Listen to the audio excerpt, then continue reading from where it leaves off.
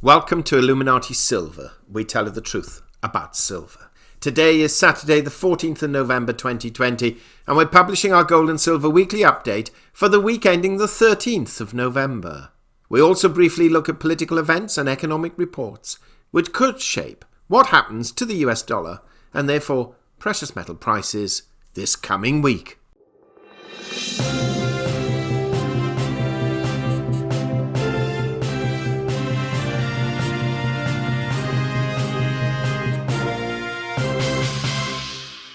Gold fell $62 last week from $1,952 to $1,890, having hit a high of $1,965 and a low of $1,873, a fall of 3.2%. In sterling terms, gold finished the week at £1,432, that's down £53 or 3.6%, and in euros it closed at €1,597, that's down 47 euros, or 2.9%. Silver fell 94 cents, from 25.64 to 24.70, having hit a high of 26.01 and a low of 23.61, a fall of 3.7%. In sterling terms, silver closed at £18.72, that's down 79 pence, or 4%, and in euros it closed at 20.47 euros, that's down 0.72 euros or 3.3%. The gold to silver ratio rose from 76.1 to 1 to 76.5 to 1. Bitcoin continues to soar and is up over $700 again this week at $16,253. To think it was only a few weeks ago, it was languishing around the $10,000 mark. The Dow Jones closed on Friday at 29,479, up 399 points on the day and up another significant 1,156 points on the week. The S&P 500 closed at 3,585, up 48 points on the day and up 76 points on the week.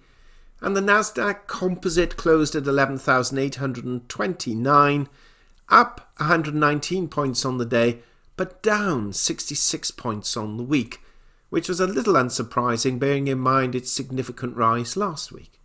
Brent crude closed at $42.78, up $3.33, and WTI crude closed at $40.13, up $2.99 on the week, and now both at that $40 level, which seems to be the sort of level that the cartel is content to try and keep it at. The dollar index stands at 92.75, that's up 0.53 points on the week. Our conclusion last week stated, quote, "Well, the dollar's taken a hit and some foreign exchange dealers believe it will recover a little, which will be negative gold and silver. That said, if Biden does win, we can expect potentially more financial stimulus being introduced, even if one has to wait until the new year to get it. This will certainly underpin gold and silver prices. So next week we see gold 1900 to 2000 with 1800 lying underneath and silver operating between $23 and $27 with $28.22 as outliers." Unquote. Now as we look at the gold chart we can see that gold took a dive on Monday and then recovered a little ground and more or less operated within a relatively tight margin for most of the week.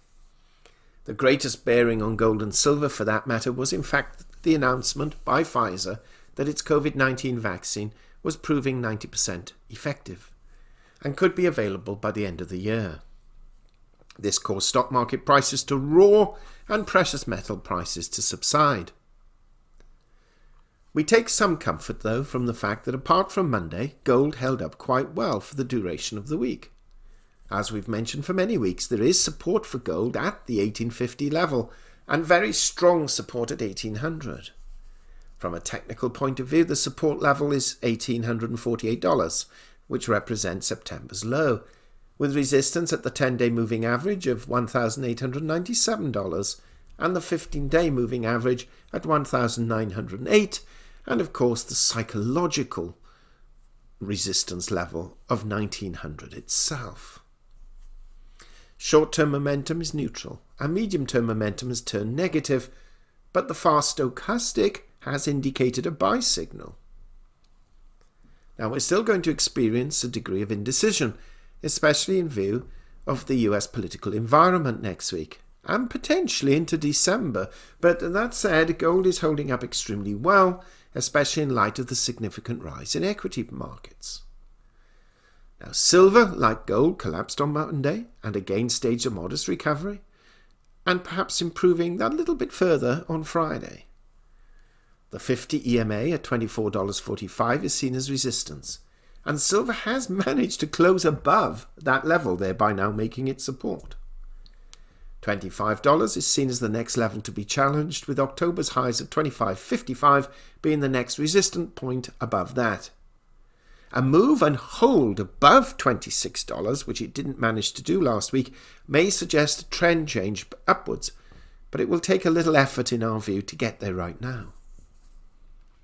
The two key support levels for silver is seen at $23.90 and $23.30 underneath. Now on Wednesday we published our midweek financial update, showing the same figures for job openings in September as those in August, and no change on the NFIB Small Business Index. Thursday, however, produced an improving jobless claims report, though it was noticeable that the rate of improvement has begun to slow down. The Consumer Price Index for October came in at 0%, compared with 0.2% for September. And the Producer Price Index announced on Friday showed October prices rising by 0.3%, compared with 0.4% in September. The Consumer Sentiment Index for November declined compared with October, coming in at 77 as opposed to 81.8. So the underlying current appears to be lower inflation at both the macro and producer level, improving job situation but slowing down, and sentiment beginning to turn downwards as the coronavirus pandemic deteriorates further as winter approaches. Let's now take a quick look at what economic news is being forecast this coming week. Well, on Monday we have the Empire State Index for November. Tuesday, quite a bit of data.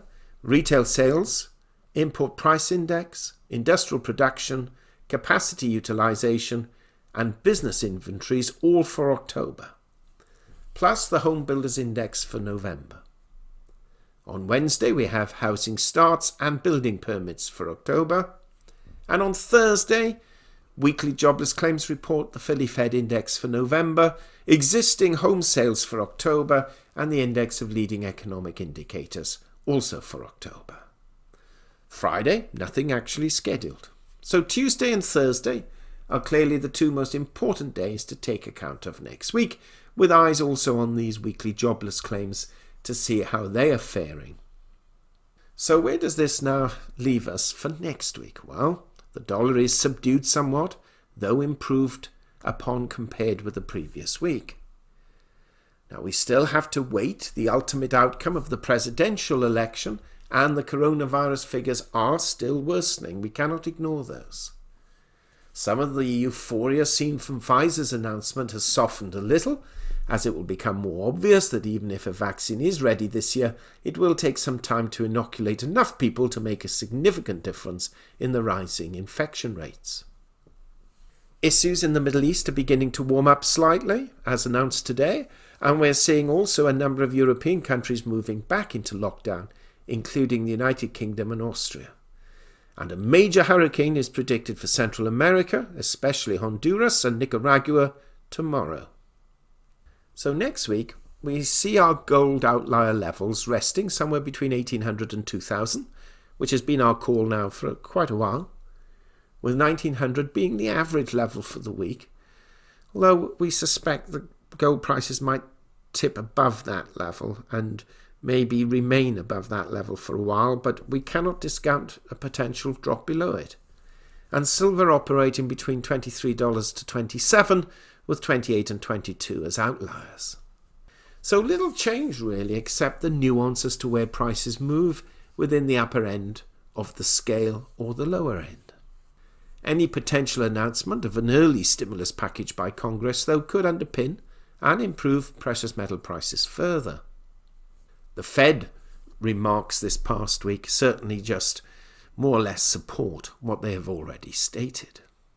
Now, we apologise that we cannot be more exciting than this, but as so many captains have shouted while on board their vessel in stormy seas, steady as she goes.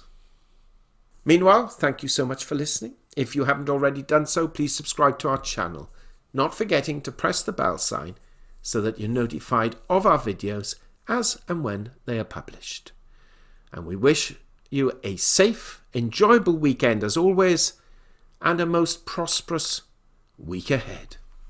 We hope you have found this video interesting and informative, and if so, please give it a thumbs up and share it on social media. Please ensure that you have subscribed to our channel and press the bell sign so that you are notified of any future videos.